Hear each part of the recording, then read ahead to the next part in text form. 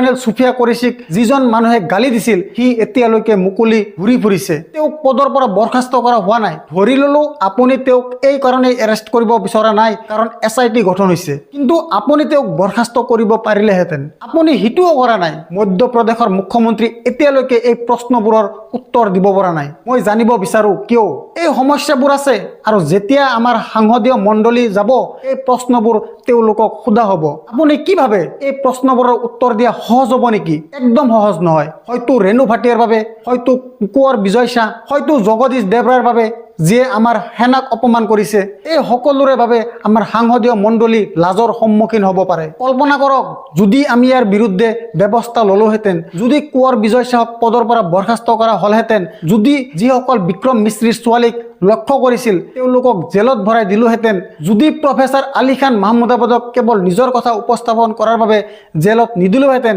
Operation সিন্দুৰৰ পিছত আমি একতাৰ প্ৰমাণ দিলোহেঁতেন, তেন্তে অনুমান কৰক যে নৈতিকভাৱে পাকিস্তানৰ তুলনাত আমি আগতেই জয় পোৱা আছিলোঁ। কাৰণ আপুনি জানে সন্ত্ৰাসবাদী পাকিস্তানক এক্সপ'জ কৰা কঠিন নহয়। পাকিস্তান সন্ত্ৰাসবাদীৰে ভৰপূৰ। তেওঁলোকৰ যিজন জেনেৰেল আসিম মুনিৰ, তেওঁ জিহাদীৰ জেনেৰেল, তাৰ বাহিৰে একো নাই।